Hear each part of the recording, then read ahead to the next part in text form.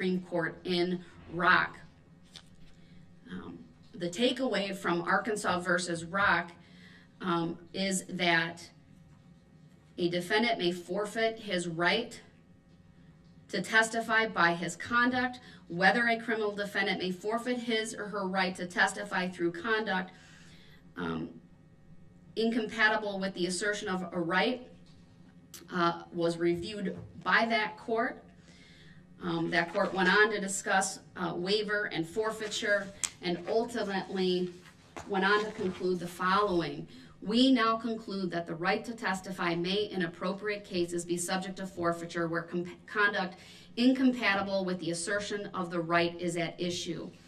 The balancing test that this court must go through are the interests, again, as I've already stated, for the rules of evidence, the rules of procedure, civility, and decorum, and balancing all of that against Mr. Brooks's right to testify. This court is not making an arbitrary decision. The decision I make here today is, in my opinion, proportionate to the conduct demonstrated by Mr. Brooks throughout this trial, and specifically today based upon his failure to even engage the court in a simple colloquy regarding his right to testify and his right not to testify. He was repeatedly warned that the failure to answer the questions would be taken as by this court really as no, meaning the specific question, have you made a decision? And as for all of those reasons that this court will make a finding, he has forfeited his right to testify.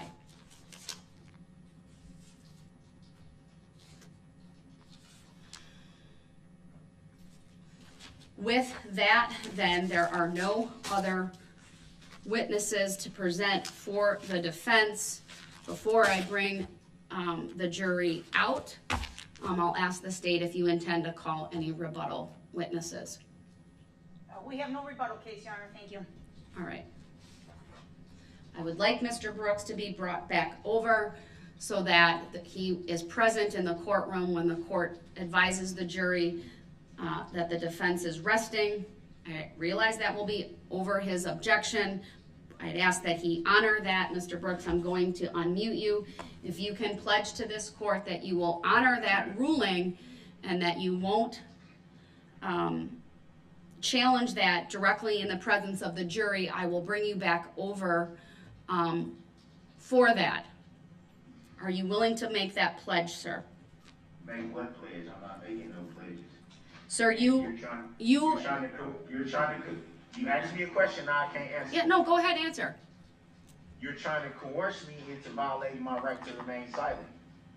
How can you coerce me into my right to remain silent? So you're not going to protect my constitutional rights? Because I didn't answer nothing that you was trying to ask me before when I had the headphones on, and you can't make a decision for me. You can't do that. You're violating my constitutional rights. Sir, if you'd like to testify, then you need to simply go through the colloquy with this court, which I've given you 3 opportunities to do, and you have decided not to. No, you can't tell me what I decided to do, because I didn't decide to do or not do anything. Are you willing to?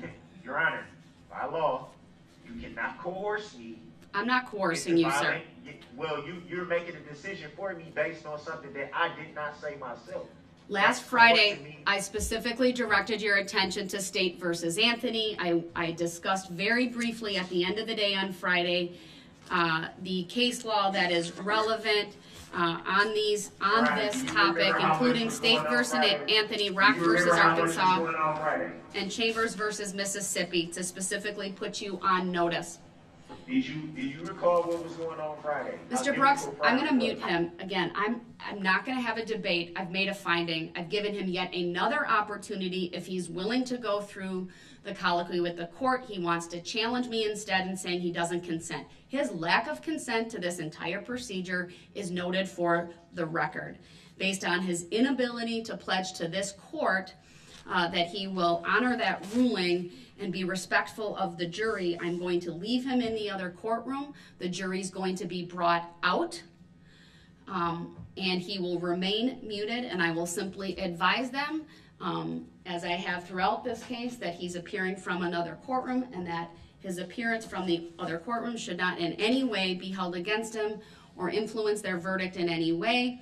I will tell them that there are no further witnesses for the defense, and then I'll ask the state if there is any rebuttal, and then the jury will be excused for the day, because we will have I anticipate will be a very lengthy discussion on jury instructions.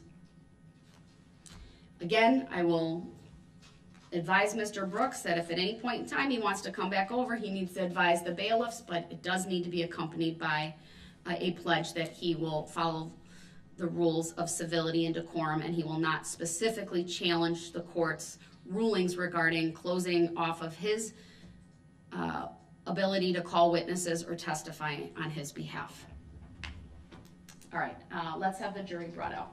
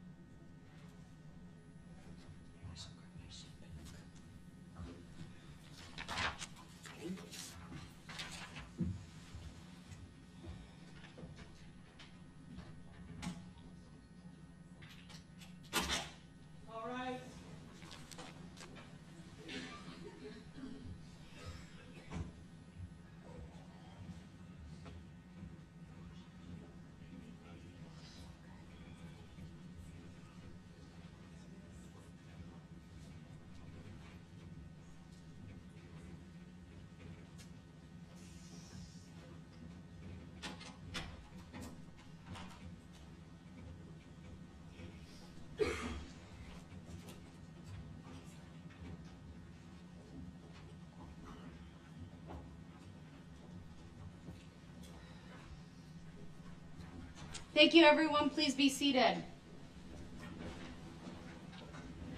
Ladies and gentlemen of the jury, at the moment, Mr. Brooks is appearing from another courtroom. This must not be held against him in any way and must not influence your verdict in any manner. At this time, I will advise the jury that the defense case is rested, and I'll ask the state whether there's any rebuttal evidence to present. No rebuttal, Your Honor. All right, then with that, I will declare the evidentiary phase of this trial concluded. I'm going to excuse the jury for the remainder of the day so that the parties and I go through all of the jury instructions, and I anticipate bringing you in tomorrow morning. Instructions may very well take most of the day. My hope is to then have the closing arguments and then have the case be turned over to the jurors. If not by tomorrow evening, sometime Wednesday morning or early afternoon. With that, I'll rise for the jury then. Please turn your notebooks into the civilian bailiffs. They'll give them back to you during deliberations.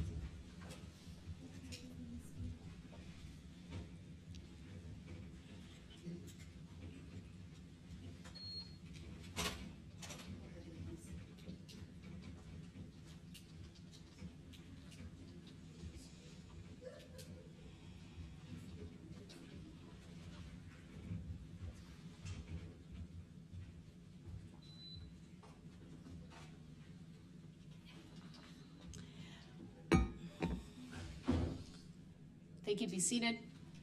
Before we begin, I will have Teresa print off what at least we do have for both parties.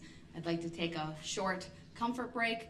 I'll invite Mr. Brooks to come back over, and then we'll start with that jury instruction conference. We'll take about 10 minutes. Thank you, everyone. We are in recess.